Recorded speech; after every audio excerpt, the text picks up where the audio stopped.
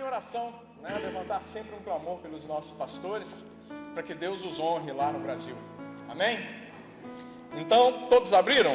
Números capítulo 17 diz assim: Disse o Senhor a Moisés: Fala aos filhos de Israel e recebe dele bordões, uma pela casa de cada pai de todos os seus príncipes, segundo as casas dos seus pais, isto é, 12 bordões. Escreve o nome de cada um sobre o seu bordão.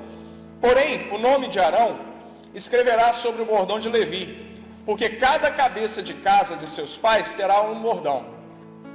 E as porás na tenda da congregação, perante o testemunho, onde eu vos encontrarei. O bordão que eu escolher, esse florescerá.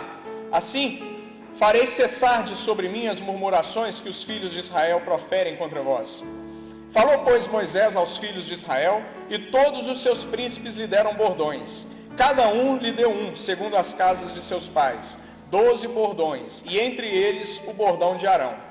Moisés, por estes bordões, pôs estes bordões perante o Senhor na tenda do testemunho.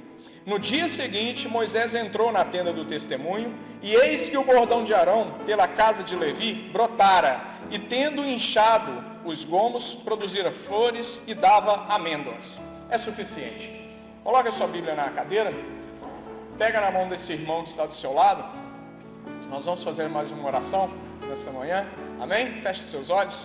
Senhor Deus, Pai maravilhoso, nós nos apresentamos diante de Ti neste momento e pedimos que o Senhor tenha misericórdia de nós, da nossa vida, que o Senhor nos permita, meu bom Deus, trazer a palavra que o Senhor colocou no meu coração, que o Senhor venha, meu bom Deus, a falar no profundo com cada um dos aqui presentes e que a Tua glória se manifeste, Pai. Que o homem venha a ser diminuído para que o Senhor possa ser exaltado, possa ser engrandecido na minha vida, Pai. É o que te peço e te agradeço já em nome do Senhor Jesus. Pode se sentar.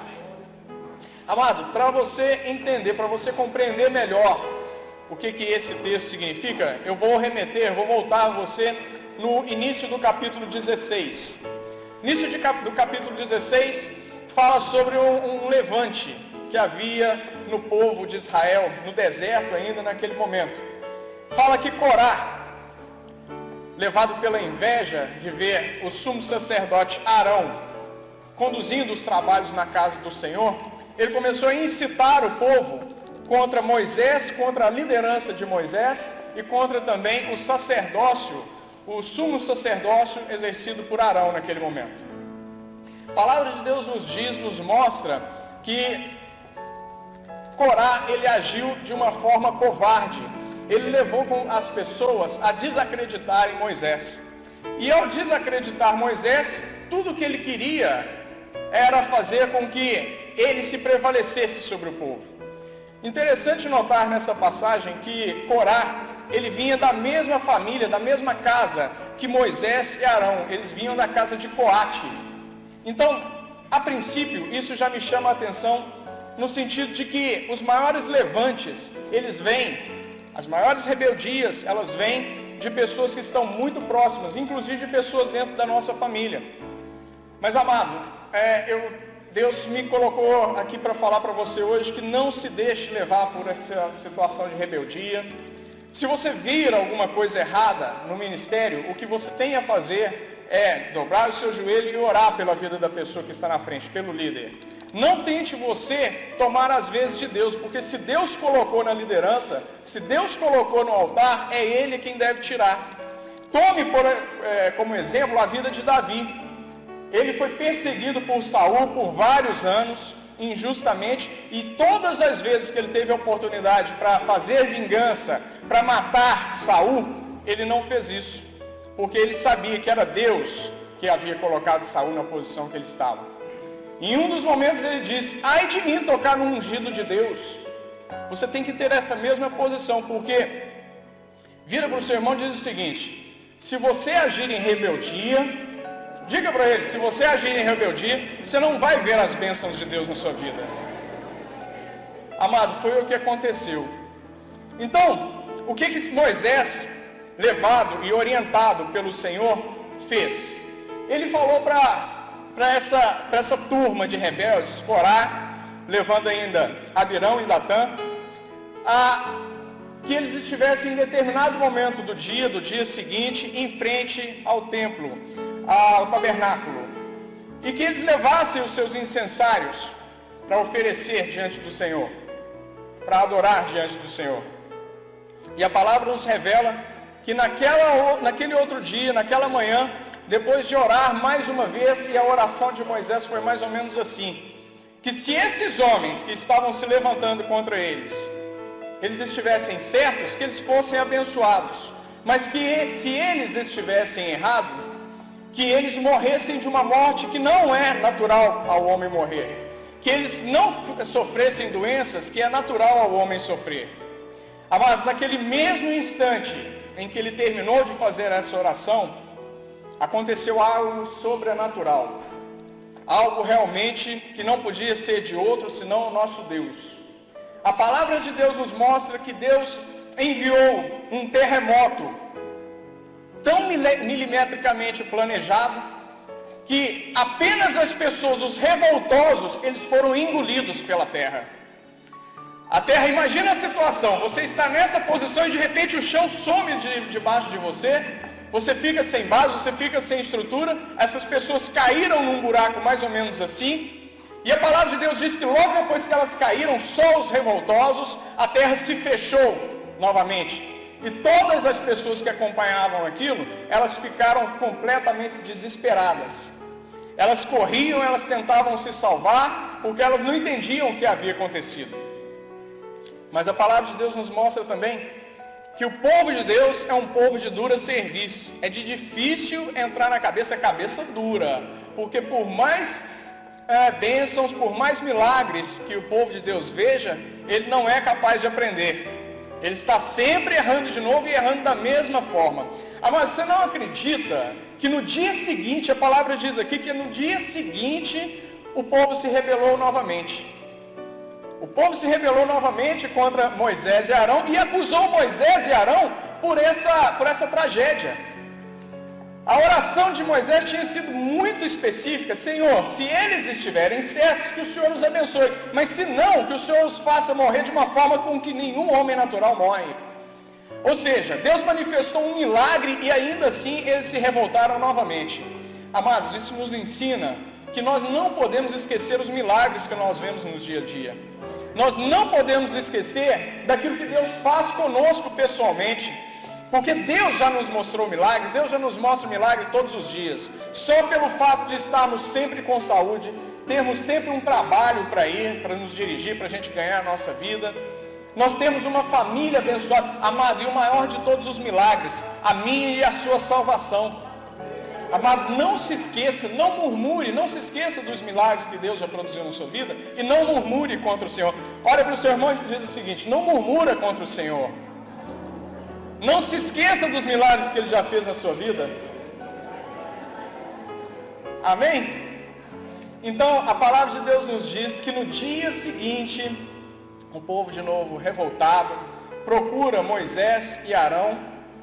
E Deus, naquele momento, Ele vendo que o povo dele é realmente de difícil compreensão, Ele chama Moisés de lado e Ele diz assim para ele: pede a cada uma dessas pessoas, dos chefes de família, cada um dos seus bordões. São 12 famílias e eu quero 12 bordões. E na família que representa Levi, a tribo de Levi, eu quero que você pegue o bordão de Arão, seu irmão. E em cada um desses bordões você vai escrever o nome, o representante de cada uma dessas famílias. Então, Moisés, muito obedientemente, ele pegou os bordões, escreveu em cada um dos bordões o nome de cada um dos chefes, dos príncipes, e Deus determina que os bordões fossem colocados diante da Arca da Aliança, dentro do tabernáculo. E mais, Deus diz que naqueles bordões, o bordão que ele escolhesse, ele faria florescer diante das pessoas. Presta bastante atenção na palavra. Então, Moisés pega esses bordões, coloca. E da noite para o dia, no dia seguinte, quando ele chega na tenda da congregação, no tabernáculo, dentro do tabernáculo, ele olha todos os outros bordões normais. Mas um bordão especial havia não só florescido, mais dado gomos, e os gomos haviam se dado frutos. Estou vendo que você não entendeu. Vou repetir para você. Amado, um bordão nada mais, nada menos é do que um pedaço de pau morto. Uma vara. É como se você pegasse um cabo de vassoura e colocasse esse cabo de vassoura em frente ao altar do Senhor. No outro dia você chegasse e esse cabo de vassoura estava todo cheio de galinhos e com frutos, inclusive. Amado, Deus te trouxe aqui essa manhã para dizer que se existe um bordão, um galho morto na sua vida, Ele vai fazer florescer. E não só fazer florescer, vai fazer dar frutos também. Foi um jogo de palavras que Deus fez aqui com o povo. Naquela época, o povo hebreu, ele era ensinado, não da maneira que nós ensinamos hoje em dia. Quando eu quero reforçar o entendimento para você, eu falo mais firme do microfone, eu sublinho nas palavras escritas. Quando você escreve um texto, você sublinha, você coloca em boulder, você coloca em negrito, não é? Então você sublinha e você está dizendo que você enfatiza aquele texto. Mas na época de Moisés, na época de Jesus, a forma de se ensinar era reforçando o entendimento, falando de maneiras diferentes a mesma coisa. A palavra bordão em hebraico significa tribo. Então, quando Deus determina que cada chefe da tribo enviasse o seu bordão para Arão, ele estava dizendo nesse momento que o bordão, que significa a autoridade da pessoa constituída sobre a tribo, ele é que diria sobre todas as autoridades quem é que ele escolheria. Então ele estava reforçando com esse entendimento a autoridade que ele havia determinado na vida de Arão. Da mesma forma, Jesus explicou que havia apenas um caminho, que era o caminho que ele representava. Jesus falava sobre duas portas, uma larga e uma estreita, sendo a estreita a que ele representava. Tudo para falar sobre a mesma coisa, sobre salvação.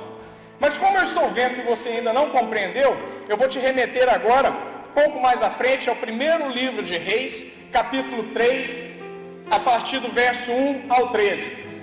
Se você quiser abrir, pode abrir, não tem problema, mas não tem necessidade. Depois você lê em casa.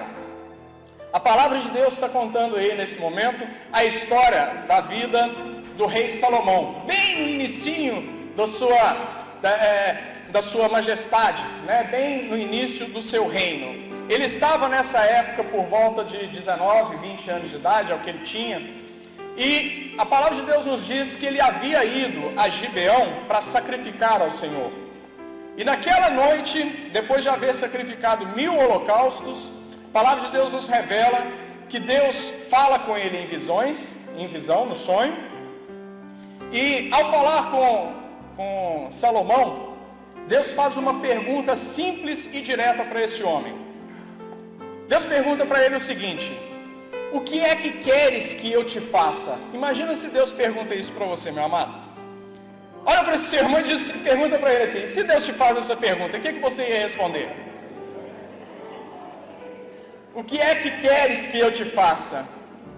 Amado, eu vou lembrar você aqui, amém, eu vou te lembrar que Salomão, ele é pouco mais do que um adolescente, não é?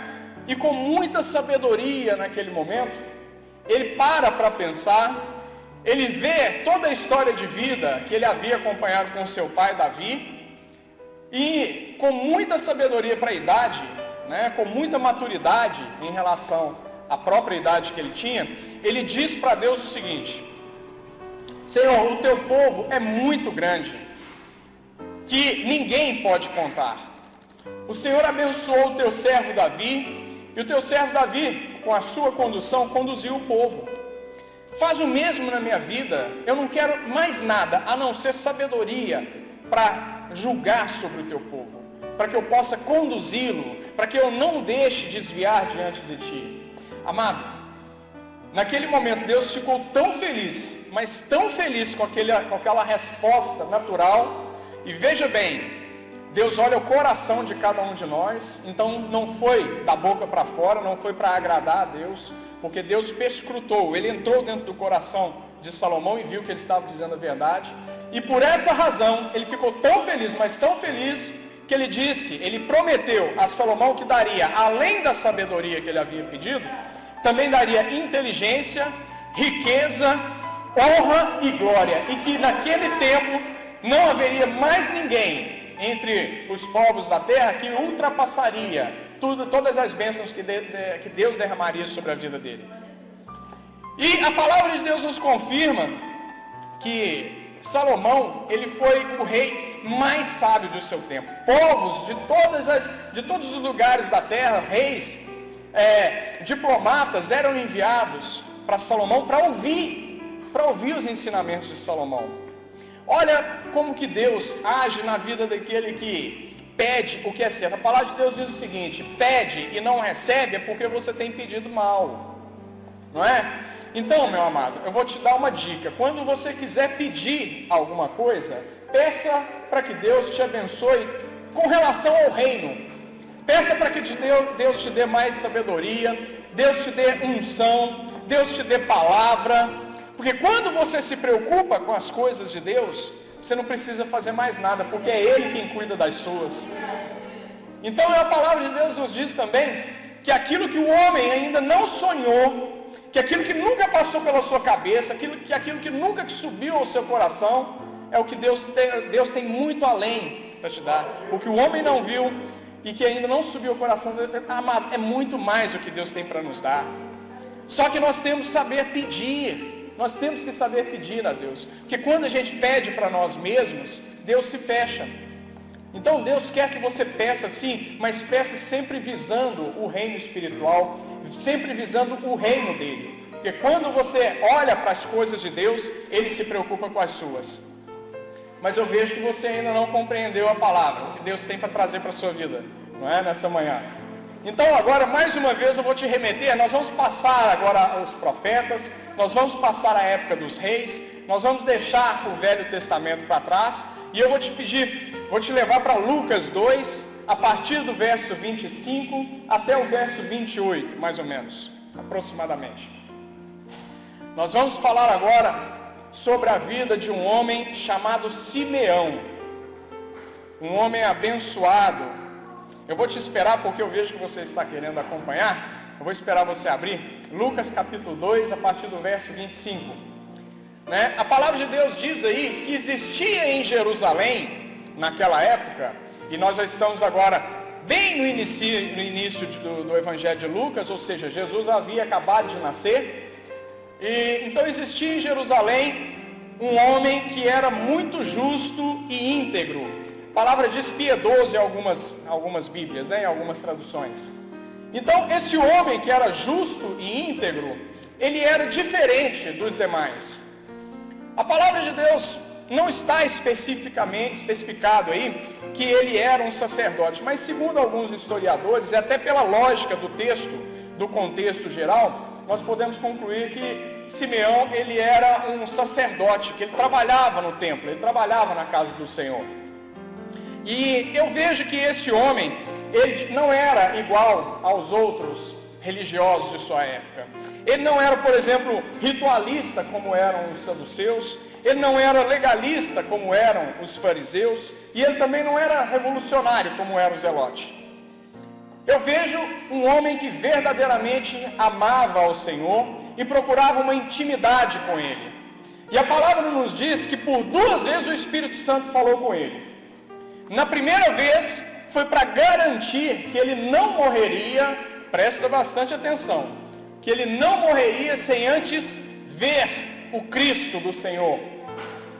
No grego, Christos, e no hebraico, Machia, tudo significando a mesma coisa, o ungido do Senhor.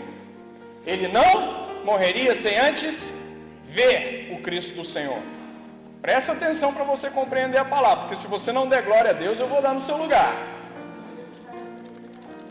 E a palavra nos diz também que numa segunda vez o Espírito Santo fala com ele e diz o momento e a hora exata que ele deveria se dirigir ao templo, porque seria o momento que ele veria o Cristo.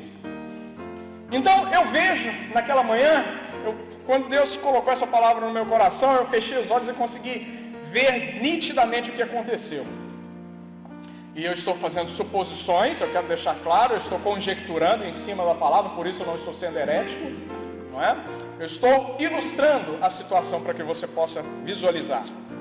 A palavra nos diz que Simeão foi levado ao templo naquele dia, porque ele veria, como Deus havia prometido, Jesus. Então eu começo a ver esse sacerdote, um ancião, 84, 85 anos de idade, ansioso. Um dia como outro qualquer, pessoas vindo, pessoas indo, homens passando por ele, mulheres, e ele ansioso, olhando nos olhos de um, olhando nos olhos de outro, procurando quem seria o prometido ungido, que traria salvação para o povo.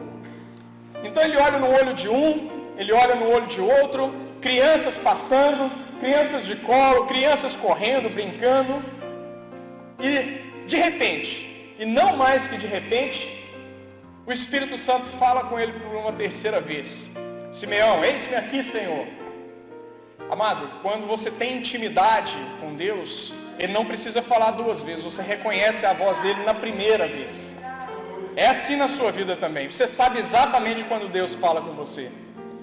Simeão, eis-me aqui, Senhor, essa família que vem diante de si. Sim, o que tem ele? Está vendo a criança nos braços dessa mulher? Sim, eu vejo. O que tem, Senhor? O que tem essa criança? Foi sobre essa criança que profetizou Isaías quando ele disse: porque um menino nos nasceu, um filho se nos deu, e o principado está sobre os seus ombros. E o seu nome será Maravilhoso Conselheiro, Deus Forte, Príncipe da Paz e Pai da Eternidade. Amado, eu vejo nitidamente Simeão nesse momento, com os olhos marejados de lágrimas, ele se aproximando dessa família. Veja bem, ele não conhecia José, ele não conhecia Maria, nunca tinha visto Jesus na sua frente, e a recíproca é verdadeira. Mas quando o Espírito Santo age, meu amado, tudo corre, tudo flui com naturalidade. A palavra de Deus não diz que ele pediu para Maria. Ele chega e toma a criança nos seus braços. A promessa seria que ele veria. Ele toma Jesus nos seus braços. Você consegue visualizar? Ele abraça o menino Jesus. Ele chega bem juntinho do rosto dessa criança. Ele sente o cheirinho de criança. Imagina, meu amado, isso acontecendo na sua vida. Você vai ter essa oportunidade também. Não de ver o menino Jesus, mas você vai ver o próprio Deus diante de si. Você vai ter a oportunidade de abraçar o Deus a quem você serve, de sentir o doce e maravilhoso perfume do céu, que nenhum boticário, que nenhum Dolce & Gabbana é capaz de fazer. O perfume do Deus, o perfume que emana do Deus verdadeiro. Você vai ter esse privilégio. Então, ele abraça, ele curte o menino Jesus, e tudo na maior naturalidade. Maria, José, todos tranquilos ali, porque o Espírito fluía entre eles. Mas eu quero que você se coloque de pé. Glória a Deus. Agora eu creio que você vai glorificar, porque Deus tem uma revelação para você essa manhã. A promessa era que o bordão do escolhido, daquele que serviria como sumo sacerdote na casa do Senhor, floresceria. Esse bordão não só floresceu, mas ele brotou. A palavra de Deus diz que ele deu gomos, os gomos deram flores e das flores frutos. O que Salomão havia pedido era sabedoria. Deus deu sabedoria, Deus deu inteligência, Deus deu honra e Deus deu glória, como para nenhum outro. O pedido, a promessa, melhor dizendo, era que Simeão não morreria sem antes ver o ungido de Deus. Sabe o que Deus está nos ensinando aí, meu amado? Que Ele, quando Ele fizer promessa na sua vida, quando Ele for cumprir as promessas na sua vida, Ele vai muito além das suas promessas, e Ele vai muito além daquilo que você imaginar, Ele vai muito além daquilo que você espera para você, meu amado. Deus vai além das suas promessas. Nós não sabemos reconhecer como é galardoador esse Deus nas nossas vidas. Se ele te prometeu uma casa, ele vai te dar um conjunto habitacional. Você vai morar numa casa e ele vai te dar várias outras para você alugar, para você ter uma renda na sua velhice. Se ele te prometeu uma unção, ele vai te colocar pregando, ele vai te enviar para nações para você glorificar o nome dele, ele vai te dar um povo para você pastorear. Se ele disse que ele vai te dar a unção da palavra, ele vai te dar a unção da palavra, a unção de milagre, a unção de profetizar. Amado, Deus vai sempre além das promessas dele na minha e na sua vida. Sabe, Ana Paula, Deus te prometeu um CD, mas ele vai te dar um DVD. E esse vai ser só o primeiro CD da sua vida, porque Deus vai honrar. Ele olha o seu coração, ele conhece a sua vida e ele vai te honrar. Permaneça fiel, que ele vai te abençoar. Porque quando ele te abençoar, você vai glorificar o nome dele. Você vai exaltar o nome dele. Kaká queria ser um jogador de futebol.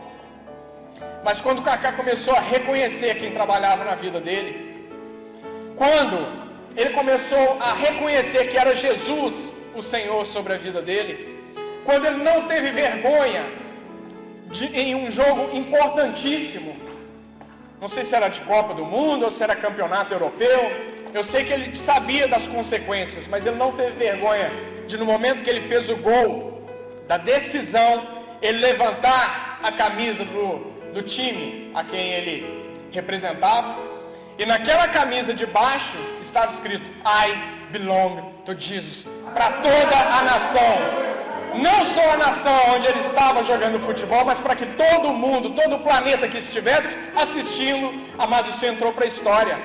Ele pagou 100 mil euros de multa por causa disso, mas ele não tinha o bolso fechado para as coisas de Deus. Acima de tudo, ele glorificou. E olha onde Deus tem colocado Kaká. Por 2 vezes ele foi eleito o melhor jogador do mundo. E muito mais Deus tem para a sua vida. Sabe por quê? Porque Deus vai além das promessas que ele fez para você. Basta você crer, amado. Permaneça fiel nessa palavra. Permaneça fiel a esse Deus a quem você serve, porque ele é fiel para cumprir. Ele é fiel para te abençoar. O que os seus olhos ainda não viram, o que o seu coração ainda não desejou, o que não passou pela sua mente, é o que Deus tem para dar para você. Amém? Glorifique, uma salva de palmas para Jesus. Aleluia! Glória a Deus, Pai. Muito obrigado. Eu quero que você saia do seu lugar. Se você tem promessas de Deus que ainda não foram cumpridas na sua vida, você vai sair do seu lugar e vai vir agora à frente. Porque Deus vai liberar uma unção nova nessa manhã. Gostaria que os pastores, os diáconos ficassem aqui, que ungissem a cabeça do povo, o óleo. Deus vai liberar uma unção nova, uma unção de acontecimento. Se as coisas estão paradas, meu amado, hoje é o dia em que elas vão ser renovadas na sua vida. Pode ungir a mão de todo mundo aí, pastor Maxilão. Amado, 2011 ainda não terminou. Não terminou para mim, não terminou para você. E tudo que foi pregado nos 12 dias proféticos, Deus tem cumprido, para a honra e glória do nome dele mesmo. Se Deus tem promessa para 2011 na sua vida, ele vai cumprir, porque 2011 só termina dia 31 de dezembro. Não precisa pensar porque já está em dezembro. Hoje são 3 de dezembro.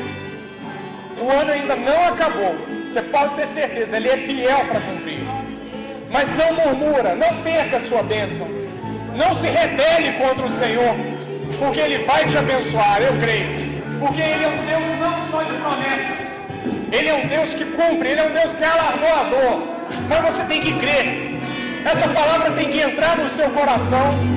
Essa palavra tem que ser, assim como era um galho morto, ela tem que ter vida. Ela não pode permanecer morta dentro de si. Você não pode vir aqui para o culto simplesmente para ser mais um, para fazer número. Nós não precisamos disso, muito menos de Deus a quem nós servimos. Se você prefere ficar na sua casa dormindo, fique na sua casa dormindo. Mas se você se dispõe a vir à casa do Senhor para orar, para glorificar, para adorar ao Senhor, ele vai te abençoar. Sabe por que ele vai te abençoar, meu amado? Porque ele conhece o seu coração, ele sabe do seu amor por ele, ele sabe acima de tudo da sua fidelidade, e ele vai honrar Ele vai honrar a sua fé no momento certo. Apenas não perca a bênção, não desanime, não caia pelo caminho. E se cair, você tenha certeza que Deus está contigo e é Ele que vai te colocar de pé de novo. Em nome de Jesus. Pai, que o Senhor possa abençoar o teu povo poderosamente nessa manhã. Deus, em nome de Jesus, Pai.